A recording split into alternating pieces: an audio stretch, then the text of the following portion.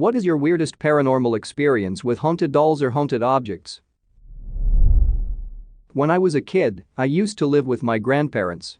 I have an aunt and uncle who is just 4 to 5 years older than me, and we would be home alone after school. One time my grandparents were out a little longer, we were watching TV in the living room and out of nowhere, we heard a little kid talking in one of the guest room. Back then, one of the rooms was never used, so we used to play in there. The only toy that was in the guest room was my aunt's doll, and I can remember the voice clearly asking us to go in there to play with it. My grandpa burned the toy that night at the beach. It was weird how the smoke was purple when he burned it. At my 8th birthday party, my godmother gifted me a porcelain jester doll in a gold and red satin outfit. It was around 10 and came with a wooden swing to hang it from. I thought it was cute, so within the week, my dad had put a little hook in the corner of my room and hung it from there. I loved it so much. I would say good night and good morning to it, and it was all chill. But then it started swinging late at night. Later, I learned it was 3:30 a.m. because after the first couple of times, the TV in my room would turn on too. It might sound cliché, but it was always the static channel that just displayed the channel 1 on the top left-hand corner in green text and the time on the bottom. I unplugged the TV the second time it happened and just went back to sleep. Told my parents the next morning, and they took it from my room to keep it in their closet. They started hearing scratching coming from inside the closet though, so they hung it outside. A week or so later, we went on vacation to Mexico, and I decided I was taking it with me, and there, I would hang it in my room again. I just liked it so much. We just stayed 2 weeks there, then we came back home. Haven't seen it since. I have no idea where it ended up at. Maybe it's up in the hills with the Llorona now. A few years ago, I was given 2 mid-century wall shelves, just big enough for a vase or figurine or something. I wanted to have a couple of knickknacks to put on them, and so I visited several antique shops looking for just the right ones. After having no luck for several months, I found a pair of shelf sitters. Those are small, usually porcelain figurines made to sit at the edge of a shelf or bookcase. They were perfect sized and in good condition. It was a man and woman, the man reading a book and the woman gazing into the air. I thought, perfect. I was excited because I'd been looking for a long time. I picked them up and immediately felt a wave of nausea. I dismissed it thinking that maybe I'd stood up too fast or something. I carried them around with me while I shopped, but couldn't shake this uneasy, sick feeling. I kept instinctually putting them down while I looked at other things and kept having to remind myself to grab them before moving on. This happened a few times. I realized after a bit that I kept tasting blood in my mouth and had the urge to spit. Finally, I stopped and really concentrated on what was going on and realized that every time I held those figures in my hand, I'd feel anxious and scared but didn't know why. I put them down and left. The further I went away from them, the better I felt. I'm very glad I didn't buy them and bring whatever that was into my house. So I'll just start with some history on the doll. Was told this by the previous owner.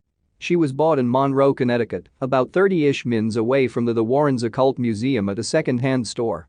The owner who bought it felt something was wrong with it and would often wake up with scratches and have nightmares every night. So she gave it to a friend to sell it on eBay, the man I purchased it from. The man selling it had a few stories.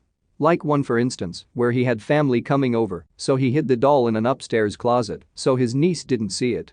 The family slept downstairs, and the niece woke up at 3 a.m. crying from a nightmare, and she described the doll he had upstairs, but she never went upstairs and never seen the doll in person.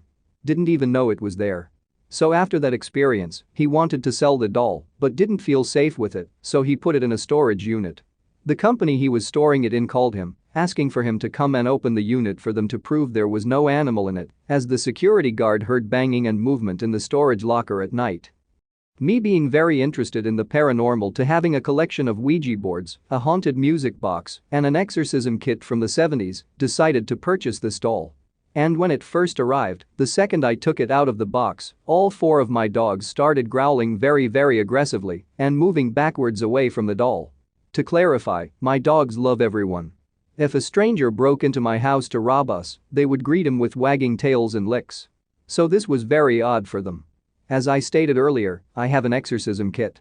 With this kit, there is a cross that is almost locked in place with 2 pieces of metal, and around 30 minutes after removing the doll from the box, I heard a noise from upstairs. I went upstairs to investigate. It was the cross. The cross had been removed from the kit and fallen off my shelf and onto the floor.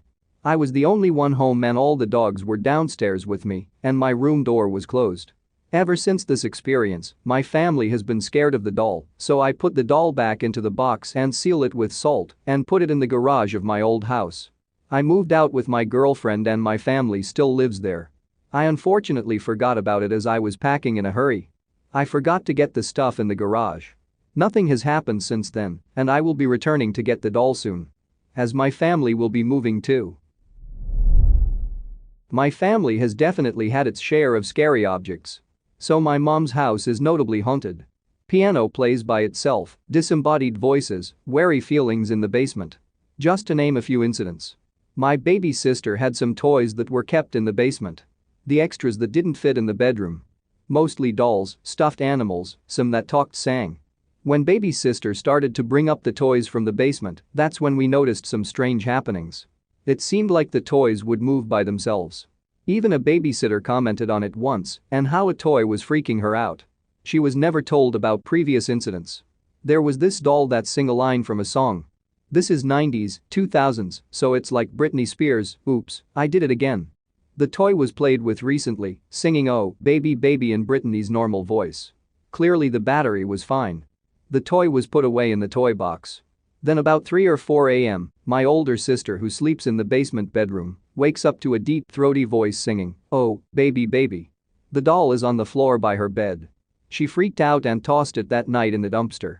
We laugh at that one now but can't deny it was messed up. That is just one of many creepy incidents with those toys from the basement. But yeah, I do believe items can be cursed. Without a doubt. A Furby.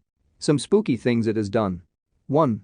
Picked up radio signals somehow, played some staticky commercials and music, then got stuck and just made a terrible droning crackle, think the noise from The Grudge. It did this a few times through my childhood, and each time a forced reset was the only way to stop it. 2. My mother was home alone one day, and The Exorcist came on TV. She was at a tense part and right before the big scare the Furby turned itself on in the next room and went, "Me scared." She's been creeped out by it ever since. 3. This might be my kid imagination fleeing with my memory, but I swear there were several instances where the Furby would say things it wasn't programmed to, like telling my little sister to shut up. I had a toy robot I loved to play with. I was probably in kindergarten at this time. To this day, I can't remember how I got the toy, and when I ask my mom, only person who bought me these things as a child, she didn't know what I was talking about. The toy had a clear on and off switch. When turned on, the robot would light up and move its arms and legs around. I was up late playing with the toy downstairs, the rest of my fam was upstairs. I decided to stop and see what the rest of my family was doing upstairs.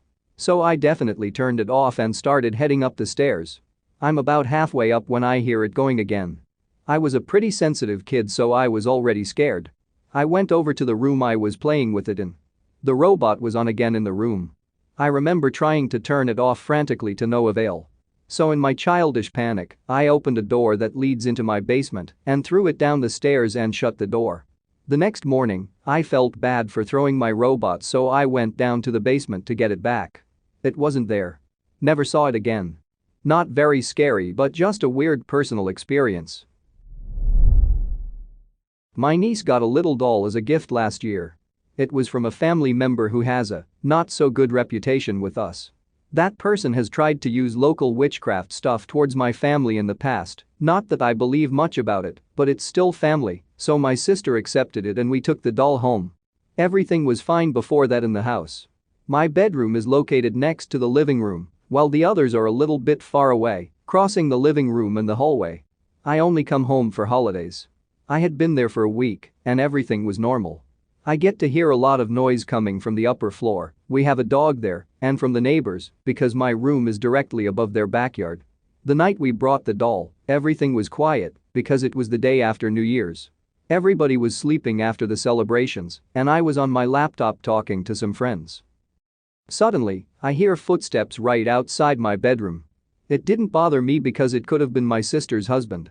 They were heavy footsteps, like boots or men's shoes. It sounded like they were crossing the hallway, then the living room and finished on the kitchen. Immediately, I heard the water on the kitchen sink running and the sound of dishes being washed. It was odd because it was 1:15 a.m., but it could have been someone washing the baby bottles. I kept on listening. After 5 minutes, I heard my niece's playground being dragged from the hallway where it was kept to the living room. It does a very distinctive noise, and I'm 100% sure that was what I heard. The noise kept going for a good 10 minutes or so. I wrote to my sister to find out if everything was fine, but got no response. After that, I kept hearing this footstep.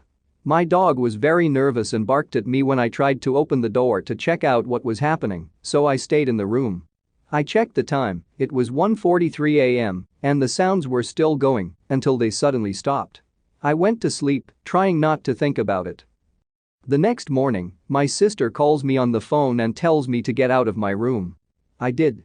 I went to the hallway and my mom, sister and her husband were there. My sister asked me if I had put my niece's stroller in front of her bedroom door and if I had moved the playground station. I said no and told them all about the noises. I thought they weren't going to believe me, but it turns out that when my sister came out of her bedroom in the morning, she found the stroller moved. She put it in the right place and went to get the baby bottles and back to the room.